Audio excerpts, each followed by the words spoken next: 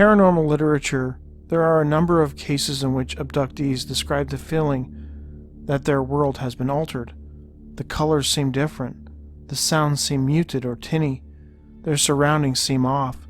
This is commonly known as the Oz effect, a term coined by British ufologist Jenny Randall to describe reality shifts in conjunction with a UFO sighting or abduction. I recently became aware of a similar type of case, which happened in early April 2017. The case does not appear to be associated with UFOs, but the man's described shift in reality does read like so many UFO abductee reports. The incident I'm about to talk about took place in Nashville, Tennessee. A man who went by the initials NL described that he had gone to a hospital in Nashville in order to get a CAT scan. I'm sitting in the waiting area with a couple of other people. Each person was called and taken in by a woman. I was the last one left, waiting for an unreasonably long time, so I kept looking for anyone to call me for my scan. After a while, I became restless, so I got up and looked in the CAT scan hallway, but nobody seemed to be there. I walked over to another area with a reception desk, but no one was there either. NL, assuming that everybody was on a lunch break, went back and took a seat. He was admittedly quite angered, but there wasn't much he could do except sit and wait. A few minutes later, the CAT scan hallway door opens, and I'm expecting to see that same woman asking me to come in. But this time, a man came out. The only words that I can write to describe him are that he was bizarre and downright hideous looking. Exceptionally tall and thin. He had on a strange-looking suit and tie. His eyes were just slits. His skin was scarred, and he was completely bald. My initial thought was, there is no way that this guy works here.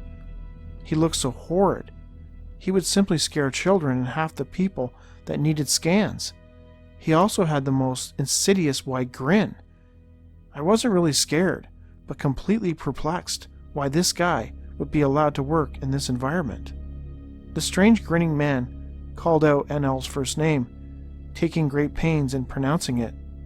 I followed him in and sat on the scan table. He went around the corner, but kept looking at me through the window. Then he was gone. I waited for several minutes until two other men came in to do my scan. I don't know why, but I didn't ask about the weird-looking man. In fact, I actually forgot about him. That was until I was at a friend's home a few weeks later, and her sister dropped in for a visit. She mentioned that she worked at the same hospital in the radiology department, so I asked her who the bizarre man that works there was. She gave me a bewildered look and told me that she had no idea what I was talking about. She asked me to detail his appearance to her. She again confirmed that no one with that description worked there, and became somewhat hostile at my insistence at what I saw. NL assumed that what took place in the office was a little weird, and when he went to get his test results a week later, it got even weirder when his doctor informed him that his CAT scan had gone missing. The scan and report had simply vanished, and the staff could not seem to find it in their files. NL's account of this scarred grinning man is similar to the 2008 case in which a woman encountered another scarred grinning man at the Century 3rd Mall near West Mifflin in Pennsylvania.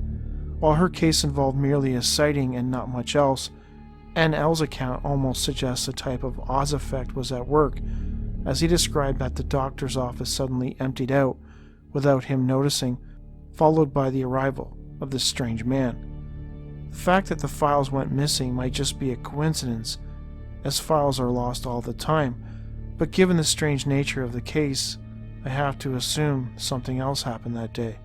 To me, it almost sounds as though he was somehow moved or shifted from his reality and placed into a nearly identical reality or environment, one with small but noticeable changes, namely the lack of people and his sense that something was off. This reality shift, moving from one place to another in the blink of an eye, I have discussed in previous videos, including elevators, distorted realities, and an incident in Algonquin Park. What exactly did this grinning man want from NL? Why go to all that trouble? Who knows? It just seems bizarre.